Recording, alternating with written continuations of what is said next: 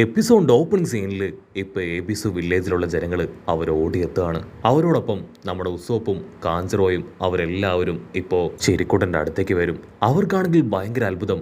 കാരണം എബിസു വില്ലേജിലുള്ളവരെല്ലാവരും പൊട്ടിച്ചിരിക്കുകയാണ്. ഉസോപ്പിനാണെങ്കിൽ ആ കാഴ്ച കണ്ട് വിശ്വസിക്കാനാവില്ല. This is unbelievable. അവരുടെ എല്ലാവരുടെയും നേതാവായിരുന്നു ഈ ചെരിക്കുട്ടൻ. ഇതിൽ ഇവർക്ക് വേണ്ടിയാണ് അവൻ്റെ ജീവിതം പോലും ഇപ്പൊ ബലി കൊടുത്തത്. എന്നിട്ട് അവരെല്ലാവരും ചേർന്ന് അവന്റെ മരണം അത് ആഘോഷാക്കുകയാണെന്ന് പറഞ്ഞ് അവനാണെങ്കിൽ ഇപ്പൊ അവിടെയുള്ളവരെ കലിപ്പിൽ തുറിച്ച് നോക്കുകയാണ്. ഉസോപ്പ് മാത്രമല്ല, നാമി, അവിടേക്ക് വന്ന കാഞ്ചറോ, അങ്ങനെ എല്ലാവരും അവരെ തന്നെ നോക്കും. അവർക്കറിയില്ല ഡെവിൾ ഫ്രൂട്ടിന്റെ പവറിൽ പെട്ടാണ് അവരിപ്രകാരം ഇമോഷൻസ് എല്ലാം തന്നെ നഷ്ടമായി ചിരിച്ചുകൊണ്ടിരിക്കുന്നത് എന്ന്. അതേസമയം മറ്റൊരു ഭാഗത്ത് ക്വീനിന് ആൾക്കാണെങ്കിൽ ആ കാഴ്ചയെല്ലാം കണ്ട് ഭയങ്കര സന്തോഷം. ക്വീനിന്റെ അസിസ്റ്റൻസും എബിസു വില്ലേജിലെ ആളുകൾ ഒരു ഇമോഷൻസ് എല്ലാം നഷ്ടപ്പെട്ട് ചിരിക്കുന്നത് കണ്ട് അവരെ നോക്കി പരിഹസിച്ച് ചിരിക്കുകയാണ്.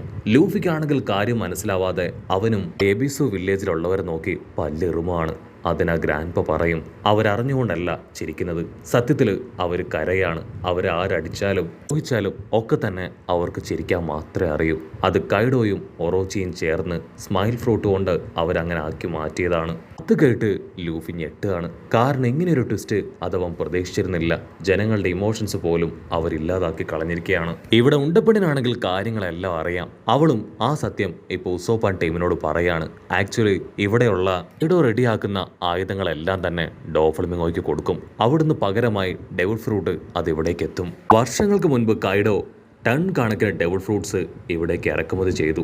അവന് വലിയൊരു സോൾജിയർ കൂട്ടം തന്നെ ഉണ്ടാക്കാനായിരുന്നു അവൻ്റെ ആഗ്രഹം. ആനിമൽസിന്റെ പവറും എക്സ്ട്രാ സൂപ്പർ പവറും അതൊക്കെയുള്ള ഒരു കൂട്ടം വലിയ സോൾജിയേഴ്സ്, ലോകത്തിൽ വെച്ച് ഏറ്റവും ഡിഫറെൻ്റ് ആയിട്ടുള്ളതും ഏറ്റവും പവർഫുൾ ആയിട്ടുള്ള ആർമിയെ ക്രിയേറ്റ് ചെയ്തെടുക്കുക എന്നതായിരുന്നു കൈഡോയുടെ ഉദ്ദേശം. പക്ഷെ അതിൽ വലിയൊരു സൈഡ് എഫക്റ്റ് മറഞ്ഞിരിക്കുന്നുണ്ടായിരുന്നു. 10 പേര് ആ ഫ്രൂട്ട് കഴിക്കുമ്പോൾ അതിൽ 2 പേർക്ക് മാത്രമേ അതിന്റെ പവർ കിട്ടൂ. ഉള്ള 8 പേർക്കും ആ ഫ്രൂട്ടിന്റെ സൈഡ് എഫക്റ്റ് അത് നല്ല രീതിയിൽ ബാധിക്കും. അങ്ങനെ ആ ഒരു ഡെവിൾ ഫ്രൂട്ടിന്റെ സൈഡ് എഫക്റ്റ് ബാധിച്ച് ഇമോഷൻസ് നഷ്ടപ്പെട്ട ആളുകളാണ് എബിസു ഐലാൻഡിലുള്ളവർ.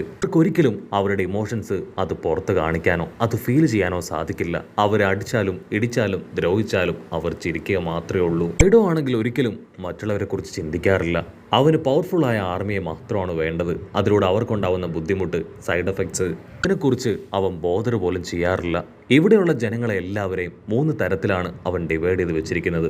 ഒന്ന്, ഡെവിൾ ഫ്രൂട്ടിന് വേണ്ടി വെയിറ്റ് ചെയ്തിരിക്കുന്നവർ, അവരെ വെയിറ്റേഴ്സ് എന്നാണ് അവൻ വിളിക്കുന്നത്. രണ്ടാമതായി, ഡെവിൾ ഫ്രൂട്ട് കഴിച്ച് അതിൻ്റെ പവർ കിട്ടിയവർ, അവരെയാണ് ഗിഫ്റ്റേഴ്സ് എന്ന് പറയാം. ആക്ച്വലി ലൂഫിയായിട്ട് ഫൈറ്റ് ചെയ്തവർ, അവർ ഈ ഗിഫ്റ്റേഴ്സ് കാറ്റഗറിയിൽ പെടുന്ന ആളുകളാണ്. അവസാനമായിട്ട് ഡെവിൾ ഫ്രൂട്ട് കഴിച്ച് അതിൻ്റെ പവർ ഒന്നും കിട്ടാതെ സൈഡ് എഫക്റ്റിൽ മാത്രം ബാക്കിയായ ഒരു കൂട്ടം ആൾക്കാർ, അവരെ വിളിക്കുന്ന പേരാണ് ഫ്ലഷേഴ്സ്. ആക്ച്വലി നമ്മുടെ ക്വീന് അവൻ ഡാൻസ് കളിച്ച സമയത്ത് അവന് ചുറ്റും നിന്ന് ചിരിച്ചവർ ഫ്ലഷേഴ്സ് ആണ്. അതുപോലെ തന്നെ ആർട്ടിഫിഷ്യൽ ഡെവിൾ ഫ്രൂട്ടിന് സ്മൈൽ എന്ന് പേര് വരാൻ കാരണവും ഈ ഒരു സൈഡ് എഫക്റ്റ് അത് തന്നെയാണ്. പക്ഷെ കൈഡോ അവൻ ചെയ്ത ഏറ്റവും ക്രൂരമായിട്ടുള്ള കാര്യം അത് മറ്റൊന്നുമല്ല. ആക്ച്വലി ഈ ഡെവിൾ ഫ്രൂട്ട് ഇത് ആർട്ടിഫിഷ്യലായിട്ട് ക്രിയേറ്റ് ചെയ്യുന്നതുകൊണ്ട് തന്നെ ആ ഒരു ഫ്രൂട്ടിന്റെ എല്ലാ ഭാഗത്തും അതിന്റെ സൈഡ് എഫക്റ്റ് ഉണ്ടാവും. സോ ആരെങ്കിലും ഫ്രൂട്ടിന്റെ ഒരു ഭാഗം കഴിച്ച് അവന് പവർ കിട്ടിക്കഴിഞ്ഞാൽ അതിന്റെ ബാക്കി ഭാഗം ഉപേക്ഷിച്ച് അത് മറ്റാരെങ്കിലും കഴിച്ചാൽ അവർക്ക് ആ സൈഡ് എഫക്റ്റ് ഉണ്ടാവും. സോ കൈഡോ ആണെങ്കിൽ അങ്ങനെ ബാക്കി വന്ന ഫ്രൂട്ട്സിന്റെ ഭാഗങ്ങളെല്ലാം തന്നെ ആ എബിസു വില്ലേജിലേക്ക് വലിച്ചെറിഞ്ഞ ലക്ഷ്യം ഒരുപാട് പ്ലഷേഴ്സിനെ ക്രിയേറ്റ് ചെയ്തെടുക്കുക എന്നത് മാത്രമായിരുന്നു. പട്ടിണിയിലും പരുവട്ടത്തിലും ഒരുപാട് വിശന്ന് വലഞ്ഞിരുന്ന അവിടെയുള്ള പാവം ജനങ്ങൾ ചതി മനസ്സിലാക്കാതെ അതെടുത്ത് കഴിച്ചു. ഫ്രഷ് ആപ്പിൾസ് അങ്ങനെ കടിച്ചു മുറിച്ച് തിന്നുമ്പോൾ തന്നെ അതിനുള്ളിലുണ്ടായിരുന്ന ചതി അതവർ മനസ്സിലാക്കി. പക്ഷേ അവർക്കാർക്കും തന്നെ അത് കഴിക്കുന്നത് സ്റ്റോപ്പ് ചെയ്യാനായിട്ട് കഴിഞ്ഞില്ല. അവരാണെങ്കിൽ വീണ്ടും അത് കഴിച്ച് അതിന് അഡിക്റ്റായി. പിന്നീട് അതിൻ്റെ സൈഡ് എഫക്റ്റ് ആയ സ്മൈൽ അതവരെ പൂർണ്ണമായിട്ടും അങ്ങനെ കീഴടക്കി. അങ്ങനെ പതിയെ അവരുടെ ഇമോഷൻസ് അത് അവരറിയാതെ തന്നെ അവർക്ക് നഷ്ടപ്പെട്ടു.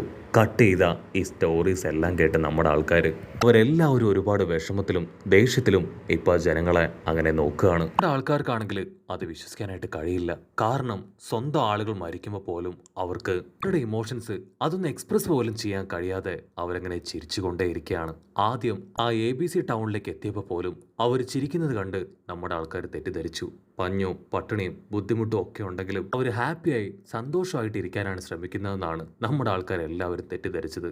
പക്ഷേ അതിന്റെ സത്യാവസ്ഥ അതൊന്നൊന്നായിട്ട് ഇപ്പൊ നമ്മുടെ ആൾക്കാർ തിരിച്ചറിഞ്ഞു, മനസ്സിലാക്കി. സോറോ ആണെങ്കിൽ ഒരു നിമിഷം ആദ്യമായിട്ട് ആ ചിരിക്കുട്ടനെ കണ്ടത് അതങ്ങനെ ആലോചിക്കുകയാണ്. ആ സമയത്ത് അവൻ പറഞ്ഞത്, ഞങ്ങൾക്കിവിടെ ചിരിക്കാൻ മാത്രമേ അറിയൂ. മനുഷ്യർക്ക് കിട്ടിയ വരദാനമാണ് ചിരി. സോ ഞങ്ങളുടെ പട്ടിണിയിലും ബുദ്ധിമുട്ടിലും ഞങ്ങൾ ചിരിക്കും. ഇതിലൂടെ ഞങ്ങൾ സന്തോഷം കണ്ടെത്തും. സോറോ ആണെങ്കിൽ ആ കാര്യങ്ങളെല്ലാം ആലോചിച്ച് അങ്ങനെ വിഷമിക്കുകയാണ്. ഇത്രയും വലിയ രഹസ്യം അതവൻ അന്നു മുതലേ മനസ്സിലൊതുക്കി അങ്ങനെ അവരോടൊപ്പം ജീവിക്കുകയായിരുന്നു. ഇവിടെ നമ്മുടെ വിശ്വസുന്ദരി അവളാണെങ്കിൽ പൊട്ടിക്കരഞ്ഞ് സോറോയെ പിടിച്ച് തകർന്ന മനസ്സോടുകൂടെ അവനോട് പറയും, ഇത് ശരിക്കും ഒരു നരകം തന്നെയാണ്. ഇവിടെ ഇനിയും ഞങ്ങൾക്ക് ജീവിക്കാനാവില്ല. അതേസമയം മറ്റൊരു ഭാഗത്ത് ഒറോച്ചി അവനാണെങ്കിൽ തുള്ളിച്ചാടുകയാണ്. കാരണം ഇത്രയും കാലവും ഒളിച്ച് ജീവിച്ച നമ്മുടെ ചെരിക്കുട്ടനെ അവന് ഇപ്പൊ അവന്റെ കയ്യിൽ കിട്ടി. അവൻ തന്നെ ഷൂട്ട് ചെയ്ത് ചെരിക്കുട്ടനെ കൊന്നു കളഞ്ഞു. ആ പല്ലക്കിന് മുകളിലേക്ക് ചാടിക്കയറി ഡാൻസ് ഒക്കെ കളിച്ച് അവിടെ ചിരിച്ചുകൊണ്ടിരിക്കുന്ന എബുസു വില്ലേജിലെ ആൾക്കാരെ നോക്കി പറയും, നിങ്ങൾ നന്നായിട്ട് ചിരിക്കണം, ഇതാണ് നിങ്ങൾക്ക് ആഘോഷിക്കാൻ പറ്റിയ സമയം എന്ന് പറഞ്ഞ് അവൻ തുള്ളിച്ചാടും. ജനങ്ങൾക്കാണെങ്കിൽ അവരുടെ ഇമോഷൻ എക്സ്പ്രസ് ചെയ്യാൻ കഴിയാതെ അവർ മനസ്സിൽ ഒരുപാട് ചീത്ത ഇപ്പോൾ അവനെ വിളിക്കും. കോച്ച് നിലവിളിച്ചു പറയും, ഇതാണ് സ്വർഗരാജ്യം, നിങ്ങൾക്ക് എല്ലാവർക്കും ഇവിടെ ഞാൻ മാത്രമായിരിക്കും ദൈവം എന്ന് പറഞ്ഞ് അവനാണെങ്കിൽ അവൻ്റെ ഡാൻസ് വേറെ ലെവലിലേക്ക് കൊണ്ടുപോകും. ഒറോയ്ക്കാണെങ്കിൽ അവൻ്റെ ദേഷ്യം അങ്ങനെ ഇരച്ച് കയറി വരും. അവൻ അങ്ങനെ ടേൺ ചെയ്ത് ടെററായിട്ട് ഒറോച്ചിയെ നോക്കുകയാണ്.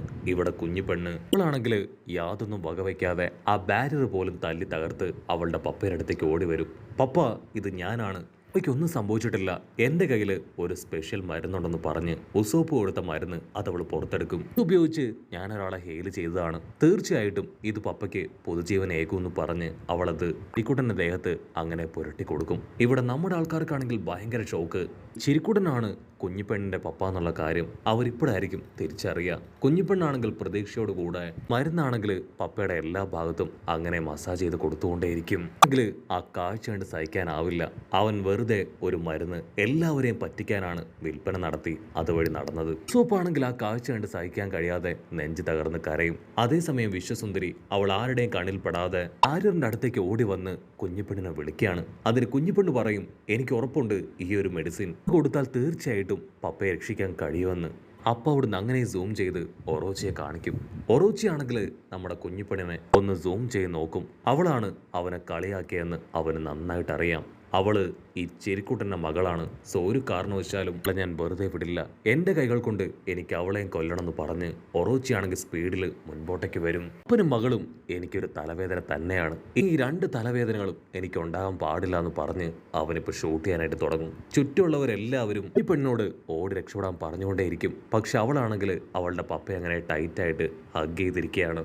അടുത്ത നിമിഷം രണ്ടുപേര് ശരവേഗത്തിൽ ഇപ്പൊ ആ വേലി പൊളിച്ചകത്തേക്ക് പോയി ആ ബുള്ളറ്റ്സിനെ ബ്ലോക്ക് ചെയ്യുകയാണ്. ഡിക്കിനും ഹോക്കിങ്സിനും അത് ശരിക്കും മുഖത്ത് കിട്ടിയ വലിയൊരു പ്രഹരമായിട്ട് തോന്നും. അവരങ്ങനെ പല്ല് കടിച്ച് ആ കാഴ്ച കാണും. അത് മറ്റാരുമല്ല, സോറോയും സാഞ്ചിയും. അവർ രണ്ടുപേരുമാണ് ഇപ്പൊ ആ ബുള്ളറ്റ്സിനെ തടഞ്ഞ് കുഞ്ഞിപ്പെണ്ണിനെ അവളെ സേവ് ചെയ്തത്. ഇവിടെ സോറോയും സാഞ്ചിയും അവർ രണ്ടുപേരും ടെററായിട്ട് ആ വില്ലന്മാരങ്ങനെ നോക്കുകയാണ്. ആ വില്ലന്മാർക്കാണെങ്കിൽ ഓൾറെഡി സോറോയെയും സാഞ്ചിയും അറിയാം. അവർ വാശിയോടുകൂടെ അവർ രണ്ടുപേരെയും തകർക്കാനായി ഇപ്പോൾ അവിടേക്ക് പാഞ്ഞടുക്കുന്നതോടു കൂടെ ഈ ഒരു എപ്പിസോഡും അവസാനിക്കുന്നു.